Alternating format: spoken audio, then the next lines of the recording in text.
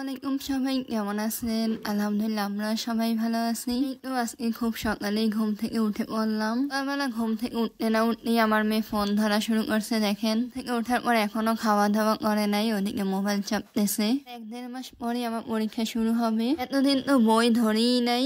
এখন যেহেতু পরীক্ষার তারিখ পড়ে গেছে, তাই এখন একটু পড়তে বসবো। এখানে আমার একটা বই পাচ্ছিলাম না, সেটা এখন খুঁজতেছি। আমার যে অপ্রয়োজনীয় বইগুলো আছে সেগুলো আমার সানসেটের উপরে ছিল, তাই উপরেরটা চেক করতে গিয়ে দেখতেছি আর কি বইগুলো পাচ্ছি নাকি। বইগুলো না, একটা মাত্র বই আমার পাচ্ছি না। এখানে আমার মেয়ের ছোটবেলার গাড়ি। আমার মেয়েটা এই গাড়িতে কখনো উঠতেই চায় নাই, শুধু শুধু কিনে রাখছিলাম, আমার মেয়েটা একটু গাড়িতে উঠে নাই। আমার মেয়ে তো এই গাড়িতে উঠলেই কান্না করে দিত। যাই হোক, সানসেটের উপর যত যা ছিল সব নামিয়ে ফেললাম। এখানে আমার বইয়ের অভাব নাই, বইয়ের খাতার কোনো অভাব নাই। অনেক খোঁজাখুঁজির পরও আমার ওই বইটাই পেলাম না। কি আর করার, এখন ওই বইটাকে আলাদা করে কিনতে হবে আবার। এখন এগুলোকে এক জায়গায় গুছিয়ে রাখবো, এরপর ফেরিওয়ালা আসলে বিক্রি করে দেবো। অপ্রয়োজনীয় যে বইগুলো আছে সেগুলোকে এক পাশে করে রেখে দিয়েছি, যখন ফেরিওয়ালা আসবে তখন আর উপর থেকে নামাতে হয় না যেন, তাই এক পাশে রেখে দিয়েছি। বইগুলো কত টাকা দিয়ে কিনছি, কিন্তু এখন বেচতে গেলে অল্প টাকায় বেচতে হবে। বই খাতা গোছানোর পর দেখেন কত ময়লা বের হয়েছে, এখন এগুলোকে ঝাড়ু দিয়ে নেব।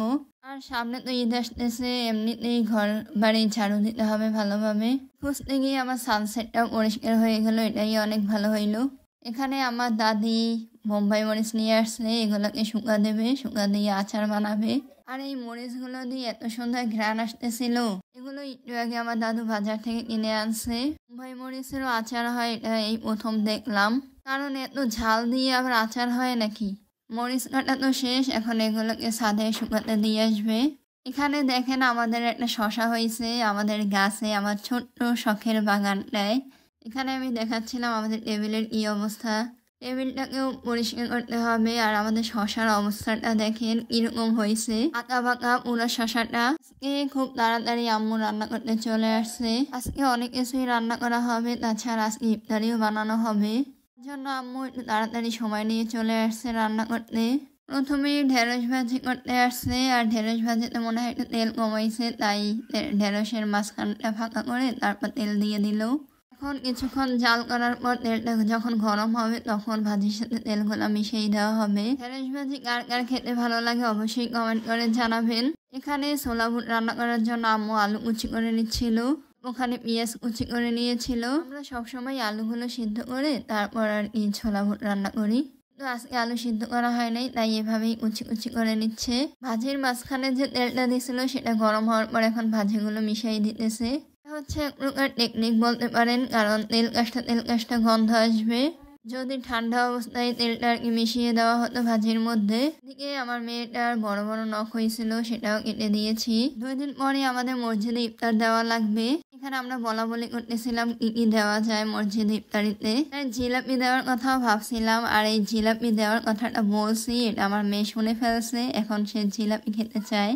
জিলাপি খাওয়ার জন্য প্রচুর কান্না করতেছে, তাই এখন চিনি দিতেছি। জিলাপিও মিষ্টি আর চিনিও তো খেতে মিষ্টি লাগে, তাই আর কি। তো আমার মেয়েটা দেখেন ওখানে হাত পেতে আছে চিনি খাবে বলে, শুধু শুধু চিনি খাইতে অনেক ভালোবাসে। তো এখানে একটুখানি চিনি দিয়ে দিলাম, আর চিনিটা খাওয়ার পরে বলতেছি অনেক মজা, মিষ্টি লাগে। আমার মেয়েটা হচ্ছে চিনির মধ্যে পিঁপড়া, আসলে পিঁপড়ারা যেমন মিষ্টি খেতে অনেক পছন্দ করে, আমার মেয়েটাও তাই। এখানে আমার আম্মু পেঁয়াজ রসুন আদা জিরা এগুলো পাটায় বেটে নিচ্ছিল। পাটায় বাটা মশলা দিয়ে অনেক মজা লাগে তরকারি রান্না করলে। আমাদের ব্লেন্ডার আছে, কিন্তু আম্মু এই পাটায় বাটতেই বেশি স্বাচ্ছন্দ্য বোধ করে।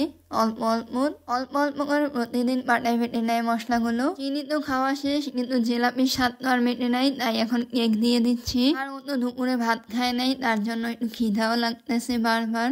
আপনারা জানেন না, ও মোটেও ভাত খাইতে চায় না, শুধু হাবি জাবি খাবে সারাদিন। এই মেয়েটাকে নিয়ে যে আমি কি করবো কিছুই বুঝতে পারি না। খাওয়া তো শেষ, এখন খেলা শুরু করে দিবে, এর জন্য আমাকে বারবার বলতেছে আম্মু একটা চামচ নিয়ে আসো, আমি রান্না করবো। তার নানুকে দেখতেছে রান্না করতে, তাই তারও রান্না করা লাগবে।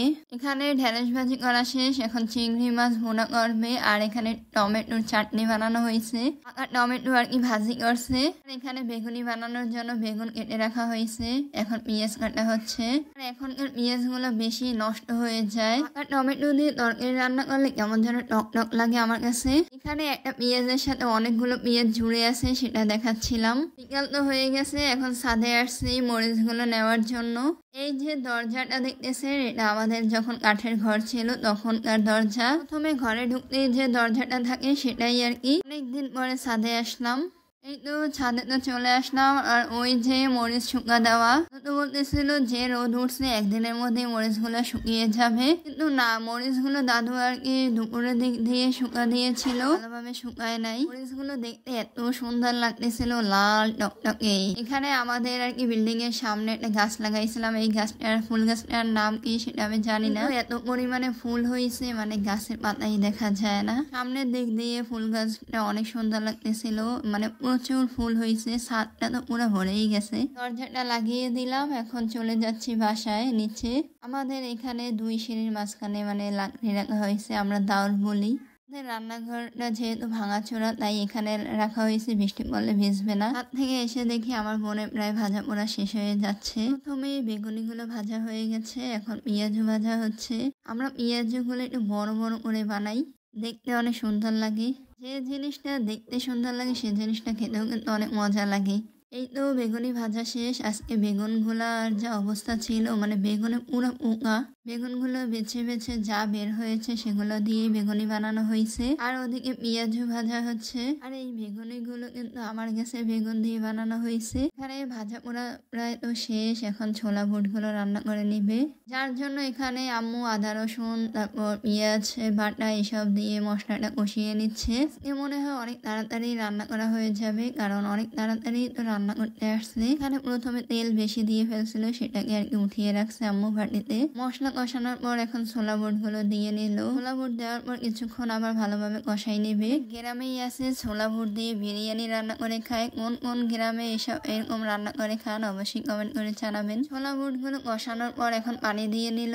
এটাকে আর কি ভালোভাবে সিদ্ধ করতে হবে। রাতে যেহেতু আবদার করছে তাই বিকালবেলা গিয়েই আম্মু আর কি জিলাপি নিয়ে আসছে। বাড়ি থেকে বাজার কিন্তু অনেক দূরে, তারপর তার নাতি আবদার করছে তাই জিলাপি নিয়ে আসছে। দেখেন কত খুশি হয়েছে জিলাপি পাইয়া। আমার এই ভিডিওটা আপনাদের কাছে কেমন লাগলো অবশ্যই কমেন্ট করে জানাবেন। ভিডিওটা ভালো লাগলে অবশ্যই লাইক কমেন্ট শেয়ার করবেন। ভালো থাকবেন, সুস্থ থাকবেন। আল্লাহ হাফেজ।